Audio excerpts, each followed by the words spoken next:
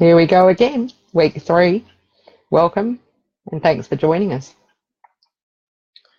We're actually considering, once we finish this series of live videos, to do another series, but we'll be doing them on YouTube. And the reason for that is that more people can see them. So if you do want to keep learning with us and keep sharing things that everyone who's here can learn from, you'll be able to join us on YouTube doing that live. So, we do run a business, and it's really important to us that we reach out to as many people as possible to help anyone who wants to feel better about themselves, to learn to love and accept themselves as they are. It's something that, for me personally, I've worked on my whole life. I used to be so filled with self-hatred that it was almost impossible for me to love myself at all. That's how I felt. And there was nothing about myself that I could accept. And I have turned that around. But for me, I really feel very passionately about wanting to support others in knowing how to do that, learning how to do that from the core of their own being. I know how to do it for me. I don't know how to do it for you. And I don't profess to be an expert on you. I'm sharing what I've learned along the way from working on myself intently for over 15 years and working with other people, teaching workshops, preparing lesson plans. And I can only share. So getting into what we're here for tonight is joy. How can I simply make up my mind to feel better? And I remember when I first heard about thoughts and feelings and some different ways that maybe I could put that together and help me learn how to appreciate more about myself. I was at a workshop and somebody said that, we have a thought and then we have a feeling, and I got triggered at that point and went, what a load of rubbish. I know I have feelings first. So I shut off to everything else that the workshop presenter was saying, because I knew that I was right and I didn't need to take in any more information. And it's now something like 12 or 13 years later, and I'm going, oh my goodness, I see what they were saying now. I actually got it for myself and discovered that for myself, that the thought comes before the feeling. So what I've learned now through my own exploration of being fully present within myself, as in self, and recognizing that as everything being energy, including me, energy just is. It's in everything. It is everything. It's part of everything. It makes up everything.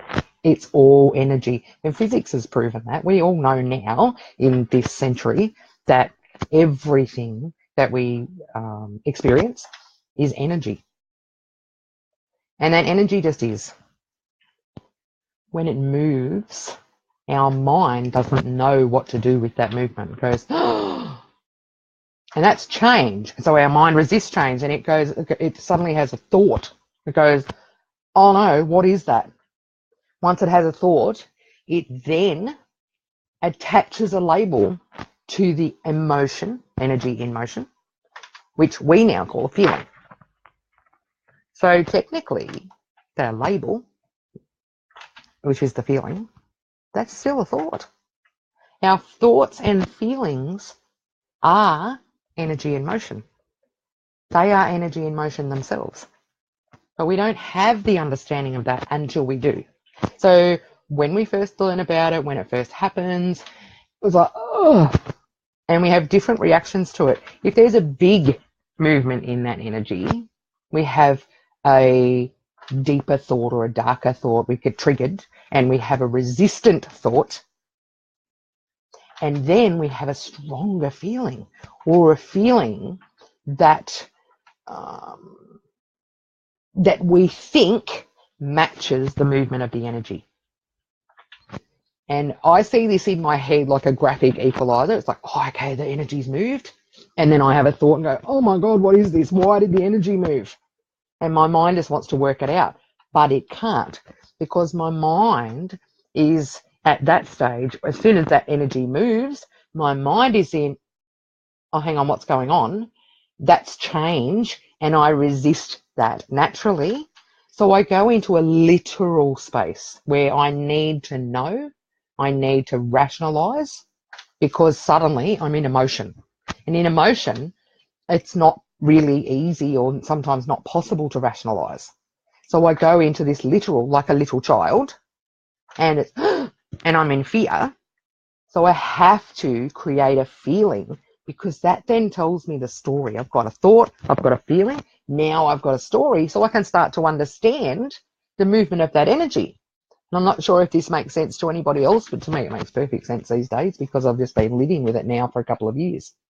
And so now I've learned to step back as a parent to myself, recognizing that when the energy moves, when an emotion happens, energy's emotion, that I go into that literal child fear.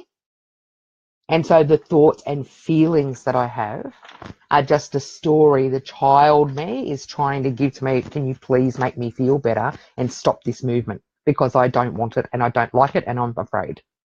And so in understanding that, I then parent myself and go, you know what, it's okay. It's just energy. It's okay. You can tell me the story later if you like. Right now, we're just going to breathe into the energy and breathe the energy out. And it's okay. And once the energy's still again, then I can go back, if I want to, and work out with the child, what is it that you were afraid of? What did that remind you of when that energy moved? Because there's all kinds of little reminders, and I've learned now that they're not bad. None of them are bad. Some of them feel bad. Some of them seem bad because the thoughts I have about them are quite dark. But I can change all that just through this recognizing that my emotions are not my thoughts and feelings. It's all different and separate. Hi, Hayley. So, what does joy feel like? Because the wonderful thing I've learned about emotion, a lot of people in the world at the moment are really recognizing and in some way celebrating the fact that they understand they've been through really tough things, and that really needs celebrating. I went through really horrific things, and I need to celebrate the fact that I made it through. I needed to acknowledge I was a victim of some really horrible things, to be able then to say, but I don't want to stay a victim, so I want to learn how to celebrate me for making it through that. And sometimes I found that I needed along the way to create stories like hate and anger and malice and misery and gloom to help me understand what was happening to my emotional self throughout that journey of discovery and healing. What I discovered along the way was that I had the fear around all motion of the energy, so all emotion. And so what that meant was the energy would move, and then I would go into fear no matter what the movement of the energy was. So if I saw something really happy and playful, I would still go into fear, because as soon as my senses see or feel or touch or hear something playful and joyful, if I'm not used to my energy moving, I will still go into fear, because any movement of the energy for me triggered that fear response or fear reaction, sorry. And so for me to feel joy was almost as difficult as feeling fear, because it was all the same energy in motion. What I was reacting to and creating a story around was the energy in motion, not the event that triggered that energy. And it took me a really, really, really long time to work that out, because in a reactionary state, I can't work it out. And if you've done any work on neuroscience and on the effects of trauma on the brain, you will know that when we go into that reactive state, we actually can't work things out. We are like a little child, literal. We need rationality because it's been cut off from us. So we go, oh, and the fear alarm set off in our brain, and then the brain says, okay, to survive this fearful thing, I have to stop all secondary activity so that I can survive. And there's lots of things you can look up on the internet if you want to know in more detail about that. We may discuss it at another point. But basically, it considers our thoughts and feelings to be secondary in that moment. We don't need them in order to survive. So just let that sink in for a minute. In a moment that the brain thinks we won't survive, and it's all subconscious when that happens, the brain goes, oh, I'm not going to survive the movement of this energy. Danger. And it decides for us that our thoughts and feelings are secondary. So it's not making that decision about the emotion. The emotion is primary. The thoughts and feelings are secondary. And so in that moment, it cuts off our ability to think, and it cuts off our ability to feel feelings. And that's because if we could, if we stop and think, oh, what should I do? Then, and there's a lion chasing us, well, we're going to die. If we feel that overwhelming terror and go into freeze, most likely we'll die. If we run when we should stand still, if we stand still when we should run, all those things could get muddled up. The brain, the subconscious brain that reacts to those moments, needs absolute control to ensure our survival. So it cuts off the things that will get in the way of that, such as our thoughts and feelings. Isn't that amazing? And that's what helped me to recognize really that my thoughts and feelings are not the same as emotion. Yeah, reptilian brain, Hayley, that's right. And so something I picked up on this week myself, I'm always working through things myself, peeling away more layers of shale of the rock mountain that I am. And after last week's video, recognizing some of the things that came up for me around, what was making my energy move around the things that we tucked into last week. And so I recognize that one of the things that when I go into that fear reaction, into that reptilian brain space, one of the things that I do that I hadn't noticed yet was to give away my power. And so because I go into that literal space like a little child, and I've seen thousands of people do this now, you go into that literal space, you're in fear, and so you go, oh, can somebody take care of this? I can't right now. And it's a very normal reaction to have in that space. And for some of us, because of the way that the brain maps out the neural pathways, and then the repetition of those practices that we actually use makes them more solid. Well, the one that was really solid for me was this attachment to giving away the power and responsibility to other people. So most of us do that in some way in our lives. I don't feel bad about it. But once upon a time, I would have kicked myself when I noticed that. And now I've learned to love and accept and just go, you know what? That's a part of who I am. And what I realized this week was that I've actually reached that place where, you know what? It's a part of who I am. And just observing how many different ways that I've done that in my life. I didn't feel sad about it, so I didn't need to create a story around it. I just felt the emotion of it and went, wow, look how many times I've done that. How incredible. And that then helped me to come back to that place of saying, who am I? If I let go of my attachment to shoulds, which I used to have, and my attachments to who should I be, my attachment to what do other people say is the right way to live and to be. And it's something I've seen in a lot of people, and I'm not sure why I didn't recognise that it was me projecting that, but so what? I'm ready today, I wasn't then. And so it really stood out for me this week, and I went, I need to drop everything that I'm holding on to just for this minute to distill my energy and really appreciate who I am again. I learned how to do it a while ago, and now I sort of forgot again. I'm thrown into that infant, when your energy moves in a big way, you have that startle reaction that an infant has. You sort of throw your hands up and your feet, and your back goes rigid and you freeze.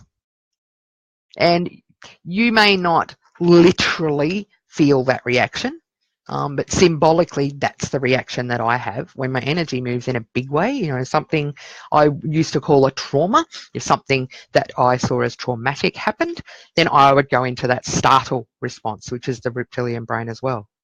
And so now that I'm able to see more symbolically than literally, it's actually helping me to step back and go, okay, well, thinking that literally is that infant me. But now I can see things symbolically, so I can actually understand what's going on and help the child through that, rather than getting caught up in the story that the child was telling me. Because the child wasn't seeing the whole picture in the fear. If we've got our fear blinkers on, we can only see fear, and we can only see what we're afraid of. Through healing, I've learned that when I've got my love eyes on, I can see a lot more of the picture than what I ever could looking through my fear eyes. And the picture looks totally different. And so seeing emotions, feelings, and thoughts as separate and something that I don't have to get caught up in is a part of that seeing symbolically. And who decides how I should feel? Me. No one else decides how I should feel or how I do feel, because it's up to me. If, there's going to be times where the energy moves and I am, that thought pops in. We have programs in our mind that we put there. Now, there's lots of things that might contribute to why we put that program there. The media helps us to create programs. Our parents and other elders, people that are in positions of power in our lives when we're small, we see what they do and we create our programs from them. And so, yes, there can be toxic programs in there, but we still create them. And if you look at people when they go, I had hypnotherapy to stop cigarette smoking a few years ago.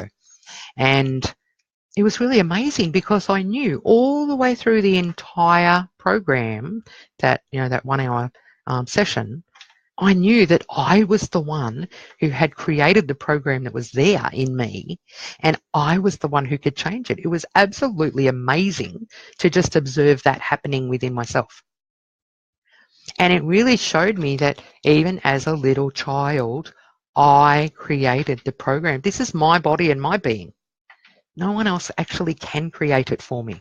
And it made me chuckle because I used to be a real conspiracy theorist, and I used to bang on about, the government's trying to brainwash me, and the media's trying to brainwash me, and everyone's trying to brainwash me. But once I broke through and I just went, hang on, nobody actually can without me playing a part in that. Only I can brainwash me. Now, they can provide all kinds of information, and I might pick that up, but then again, I might not. And now that I know that only I can choose which way that information goes, a counsellor once said to me, be careful what you feed your brain. Well, I am. I'm really careful of what I feed my brain. And so, who on earth is going to be creating programs in my mind except me? Those thoughts that we carry around with us, the energy moves, emotion. We have a thought about it from our fear, and then we have a feeling to try and explain what's going on to help us understand. But I've learned now we can actually stop it right there, just with observation. And one of the ways that I learned to do that was to actually set aside cognitive time. That's the only way I can think to call it. So I remember a counsellor once saying to me, set aside time to be depressed. And I thought she was nuts, because why would you want to just sit and be depressed? I was trying to not be depressed. But after a few months, I just found myself depressed again. And I found myself fighting it, and I went, oh, you know what, I've tried everything else. I'm just going to try what she said. So I said, right, for the next 15 minutes, I'm just going to feel depressed. And I'm just going to be it. And I sat there and went inside myself to be one with this depression. And I suddenly felt really excited and found there was no depression there. It blew me away. I thought, oh my God, how easy was that? And no matter what I did for the next week, I could not find that depression. I was chasing it. And it was gone. Because I accepted it and I loved it. I just went, you know what? That's what you are. Let's be that. And it just went away because I stopped resisting it. And so then later in teaching workshops on this, these child states, and it's like, well, I never felt like a wonder child when I was growing up. So how could I possibly know what it's like to be a wonder child? And it suddenly occurred to me one day, just think about it. Just think. What does it feel like to be a wonder child? Which is what I left you with last week. What does it feel like to think I'm in wonder? And it's something I do quite a bit. I made a book a few years ago just for myself. I made this little book. And you can see behind me my friends, teddies. Pardon me. They're part of the way that I get into wonder. It's like I can hug my teddy and allow myself to feel like a 3-year-old. And it's got a big fluffy teddy and it makes me feel amazing, even now at 49. My little purple and red schnookums in the background there, my pink rabbit, my caterpillar, and the other little beastie boy that I got not long ago.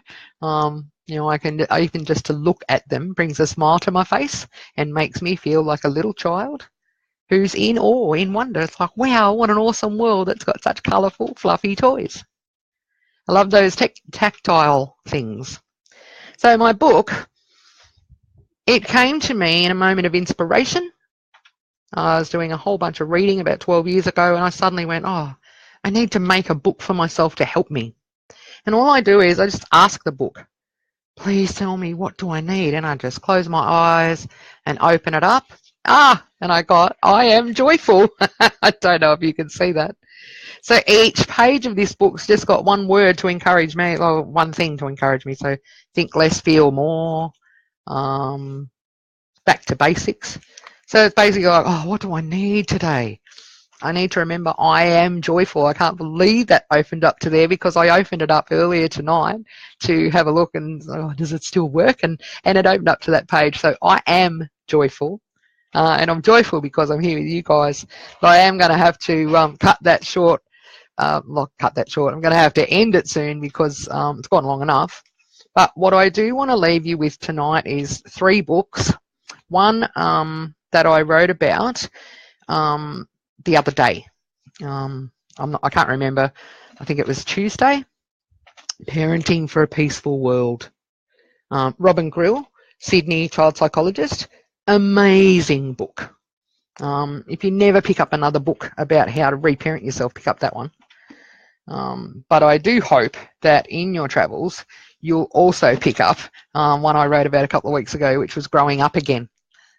Absolutely brilliant book by Jean Ilsley Clark and Connie Dawson. Both of those books are still available online. You can get them, and they are amazing if you want to know how to reparent yourself. And the other one that I thought I would let you know about tonight is I'm Okay, You're Okay by Thomas A. Harris. And I'm letting you know about that one because some of the things that we've touched on in the last two videos indirectly came from this guy's book. Things like, what's this guy here? They're analysing the transactions of transactional analysis. So just some of the things about when we're communicating with ourselves and others, are we coming from that wounded child or the adaptive child? How do we know if we are? Because it can get quite confusing. And the workshops that I used to do on that went for around 3 hours with a break in between. So it's not something that you really want me to go into on a Facebook Live, although we may be doing a workshop on it later on. But you can get the book yourself. I'm a big believer that children need educating, and that includes our inner child.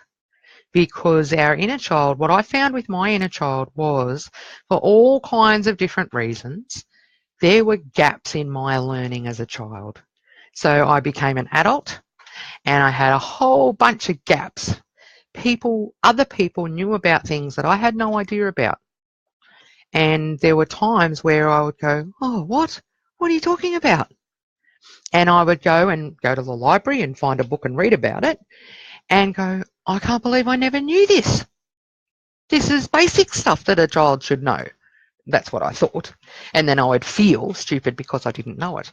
But what I realised is, just like when my own kids were born, I can take care of that for me. I can parent me and go, well, you know what? It's okay that you didn't know.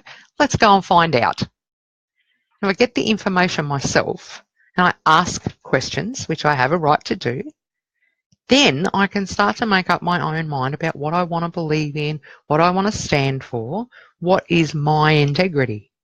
And as I was saying before, I often gave my power away.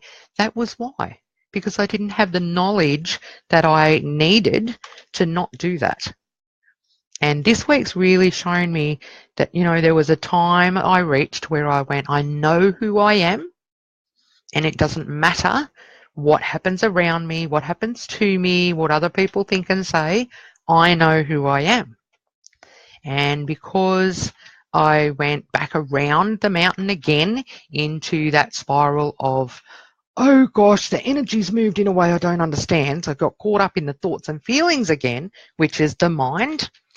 Then I came out of that space of I know who I am and went into I have no idea who I am.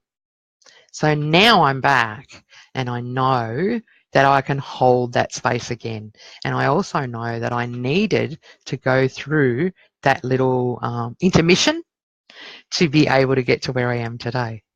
So I'm back. And I know who I am, and it can only get better from here. And I hope that over the next week you will at least spend some time just thinking about what brings you joy. You don't need to go too far into it. What brings you joy? You'll see from my posts, spending time with my grandchildren brings me absolute joy. Another thing that brings me real joy is laughing with my husband. Looking into his eyes brings me joy. I absolutely adore him, and it's one of the most joyful things for me to do. I love a good belly laugh. I love being in water. Those things bring me joy. The other thing that brings me absolute joy is my faith in God, the God for me that I pray to. That brings me so much joy I can't even describe it. And so I just invite you to just reflect this week, even just for a minute, what brings you joy, and just notice if you think about that thing, how it changes your moment.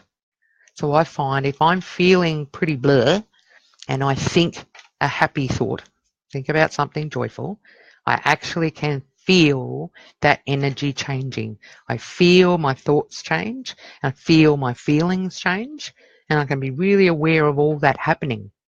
So for me, in self-reparenting, That's one of the most amazing tools we can have, is to just be able to think about joy when we're not okay. So we don't have to change anything.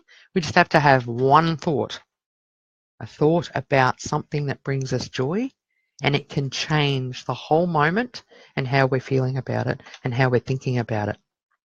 So I'm going to leave you with that for now. Do be aware that we've changed the group now. Hi, Veronica. It's okay. You can watch this later on. We've now changed the group so that it's a public group, and that's so that more people can see the videos. And we've put them now onto Facebook and onto our website for the same reason, so that more people can see them. And because people wanted to share them, and in a closed group you can't do that. So now it's actually possible to share these videos if you want to, if you know someone that might benefit from seeing them. Please also remember that we offer our, or I offer my support sessions one-on-one online. All over the world. We can do them via Facebook Messenger, Zoom, Skype, even over the phone if necessary, and they are all offered by heartfelt donation. So whatever the person who wants the session can afford, based on their own means, that's what they pay. And so if you know someone that you think might need some support in working through the things that we describe on our website, then by all means send them to us, because we're really, really passionate about helping, and we're working towards creating a centre of excellence that is based around the chakra garden philosophy. We want to build a big ass chakra garden and have it so that people can come to it and spend whatever time they like in it, learning from it to love and accept themselves as they are. We are nature. And if we can accept us as nature, it's much easier to love ourselves, because how can we not love nature? And I really have had such an amazing experience with my chakra garden, teaching me about my own chakras, about my own being, and I really want to share that with people on a grand scale and make it belong to them, to everyone who comes to use it, to get people involved in building it and owning it and sharing it and making it a healing space for everyone who gets involved. And so even $5 that gets given to the chakra garden will help in some way to make that dream come true. And if you want to know more about our dream, go to our website and have a good read, because it's all up there. And we'll see you next week. If you missed it and you want to see it, it'll be here. It'll be on the website and it will be on YouTube. So bye for now. It was great talking to you. See ya.